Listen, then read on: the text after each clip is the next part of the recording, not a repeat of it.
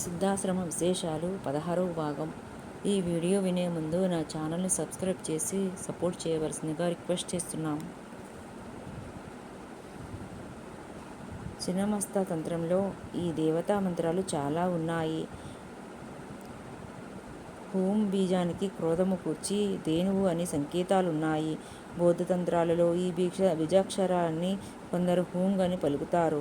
వజ్రయోగిని మంత్రాలు వారి గ్రంథాలోనివి చూడండి. వజ్రం అంటే పిడుగు. అసని పురాణాల్లో ఇది ఇంద్రుని ఆయుధం. రుద్రుని ఆయుధాలలో కూడా ఇది ఉన్నది. హనుమంతుని వజ్రాంగబలుడని వర్ణిస్తారు. ముసలితనం లేని దృఢ శరీరాన్ని వజ్ర శరీరం అంటారు. ఈ మంత్ర సాధన చేసిన వారిలో స్వామి సిద్ధానంద, కావ్యకంఠ గణపతి ముని ప్రసిద్ధులు. ఈ సాధన వల్ల గణపతి ముని జీవించి ఉండగానే కపాల భేదనం జరిగి అగ్నిజ్వాలపైకి ఎగజిమ్మింది. దృష్టి మాత్రం చేతనే విశుద్ధానంద ఒక వృక్షాన్ని దహించాడని, ఆ శక్తి వజ్ర వైరోచని మంత్ర సాధన వల్ల ఆయనకు లభించిందని ప్రసిద్ధి. మంత్రవేత్త నారాయణదత్త శ్రీమాలి నా గ్రంథం ఒకదానిని ఆవిష్కరిస్తూ పలికారు. పూర్ణాశ్రమంలో దాదాపు 20 సంవత్సరాల క్రింద హరిద్వార్ నుండి ఒక ఆశ్రమ అధిపతి నేనున్న గుంటూరులో మా ఇంటికి వచ్చారు. తాను గణపతి ముని శిష్యుడనని, వారి వద్ద వైరోచ మంత్రాన్ని ఉపదేశం పొంది సాధన చేస్తున్నానని, ధ్యానంలో తన దర్శనానుగ్రహాన్ని పొందిన సిద్ధయోగి గుంటూరులో ఉన్నాడు. వెళ్ళి దర్శనం చేసుకో అంటే వచ్చానని అన్నాడు. సరి, వజ్రయోగిని వజ్రవారాహి అని కొందరు భావిస్తారని చెప్పటం జరిగింది. వారాహము అంటే పంది ముఖం గల దేవత వారాహి. బౌద్ధులు కొందరు వజ్రవారాహి సాధన చేస్తారు. వజ్రయోగిని సుందరముఖం గల దేవత. వర అహ అన్న శబ్దముల అర్థంలోకి వెళ్ళి వారాహి అన్న శ్రేష్ఠ తేజస్విని సుందర వనిత అని చెబితే చెప్పవచ్చు. ఒక సాధకుడు ఇంటర్నెట్లో వజ్రయోగిని మంత్రసాధన వివరాలు పెడతానంటే అతని గురువు యోగి చెన్ అంగీకరించలేదు. అయితే ఈ సాధకునకు ఒకరోజు కలలో చిన్న పందిపిల్ల వచ్చి కుడి చేతిని కొరికినట్లు కనిపించింది. ఆ విషయం విన్న తర్వాత యోగి చెన్ అంగీకరించాడు. ఆయన వివరణ వజ్రయోగిని కిరీటం మీద వరాహ చిహ్నం ఉంటుంది. కలలో కుడి చేతిని కరిచినట్లు కనిపించటం అంటే వ్రాయటానికి, ప్రకటించటానికి అంగీకరించినట్లు అని. కనుక వజ్రయోగిని వరాహ ముఖంతో గాక మకుటం మీద ఆ చిహ్నంతో ఉంటుందనటం వల్ల బౌద్ధుల దృక్పథం స్పష్టమైంది.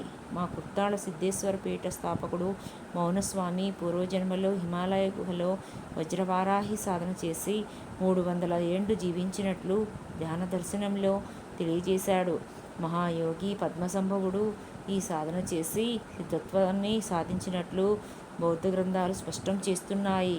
అయితే ఆయన వామాచార శ్మశానాచార మార్గాన్ని అనుసరించి తీవ్ర సాధన వల్ల వజ్రయోగిని కృప పొందగలిగాడు. దిగంబరుడై జుట్టు విరబోసుకుని చితాభస్మాన్ని శరీరమంతా పూసుకుని రాత్రింబగళ్ళు వజ్రయోగిని మంత్రాన్ని చేస్తున్నాడు. నెలలు నడుస్తున్నవి. శిక్ష సాధనతో చేస్తూ అతడిలా భావిస్తున్నాడు. కూర్చుండిన స్థలములోనే కూలుదునుగాక. వజ్రయోగిని వైరోచిని అనుగ్రహించు. నీవు కాళీవి, నీవు తారవు, నీవే చిన్నమస్తవు, ప్రచండ చండికవు, కాలభైరవుని శక్తివి నీవు. త్రినేత్రవై కపాలమాలాధారిణివై రక్తపానం చేస్తున్న నిన్ను భజిస్తున్నాను. ఆకాశంలో నిరాలంబమైన ప్రదేశంలో నీవు నాట్యం చేస్తుంటే భైరవుడు తన శరీరం మీద నిలబడమని ప్రార్థించాడు. అందుచేత భైరవారుడవై గగన నర్తకివై విరాజిల్లే నిన్ను వీరాచారపరులు శృంగారమూర్తిగా ఉపాసిస్తారు. నీవు వజ్ర వైరోచినివి, కృష్ణ క్రోధినివి. క్రోధ బీజమైన హూంకారము నీ మూర్తి. యోగ నాయికవు నీవు.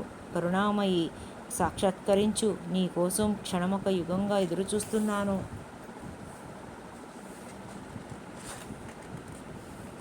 తపస్సుతో శరీరం కృషిస్తున్నది.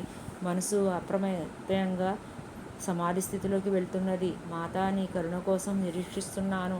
తపస్సుతో జ్వలిస్తూ మాంత్రికుల వాక్కులలో ప్రకాశిస్తూ వజ్ర శరీరంతో ఆకాశంలో నాట్యం చేసే యోగినివి నీవు. దేవి అనుగ్రహించు. తపస్సు చేత నా దోషాలు ప్రక్షాళితమైనవి. నా శరీరం నీ అవతరణకు తగిన క్షేత్రమైంది. మహాశక్తితో విజృంభించి నాలోనికి రాతల్లి. ఈ విధంగా ప్రార్థిస్తూ జపం ధ్యానం చేస్తున్నాడు.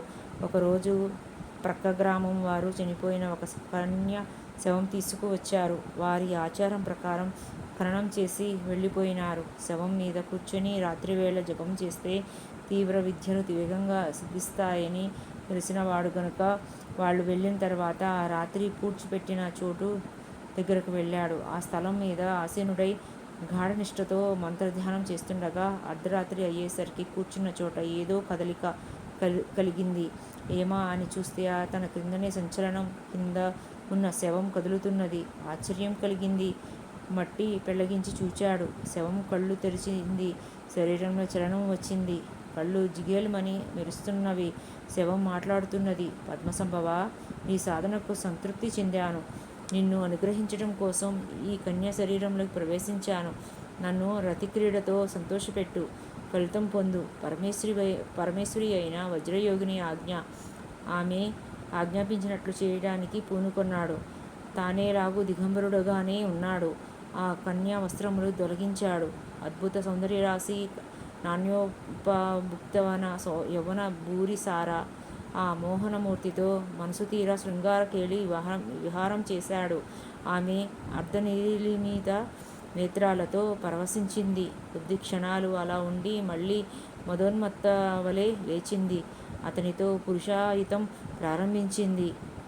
స్తనములు ఊగుతూ ఉండగా, కేశములు చిందరవందరగా కాగా, ముఖమున చెమట పట్టగా, చిరునవ్వుతో తనను చూస్తూ ఉపరిసురతం చేస్తున్న ఆ దేవతను ఆశ్చర్యంతో ఆనందంతో విప్పారిన కన్నులతో పరీక్షిస్తున్నాడు పద్మసంభవుడు.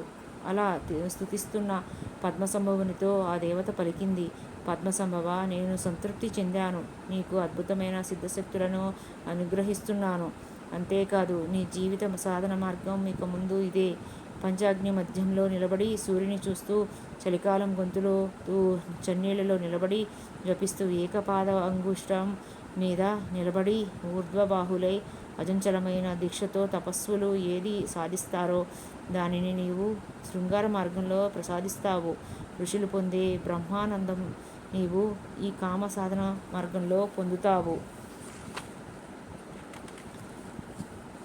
బ్రహ్మానంద దివ్యానుభూతి పొందడంతో పాటు ప్రకృతిని శాసించగల శక్తులెన్నో నీ వశమవుతాయి. నేను సర్వబుద్ధ డాకినిని. ఇక ముందు కొందరు డాకిని లక్షణం గల స్త్రీలు నీ జీవితంలో ప్రవేశిస్తారు. వారు కన్యల, ఇతరుల భార్యల. అదే విచారణ నీకు పనిలేదు. మంత్రసహితమైన మైథున సాధన వారితో చెయ్యి. దివ్యశక్తుల మహత్వం పెరుగుతుంది. అయితే స్త్రీల కారణంగా వారి తండ్రులు, భర్తలు, బంధువులు ఇంకా ఎందరితోనూ శత్రుత్వం వస్తుంది. అయినా పర్వాలేదు, నీవు జయిస్తావు. ఇప్పుడు నేను ప్రవేశించిన ఈ కన్య శరీరం మట్టిలో శిథిలం కాకూడదు. దీనిని తీసుకెళ్ళి ప్రక్కనే ఉన్న నదిలో విడిచిపెట్టు. ఇక్కడి నుండి బయలుదేరి సీతావన, పురుషక వన, దానభూమి, ద్వీప, శ్మశానాలలో సాధన చెయ్యి. అక్కడ మరికొన్ని విశేషాలు పొందగలవు. మిగిలిన భాగం 17వ భాగంలో తెలుసుకుందాము.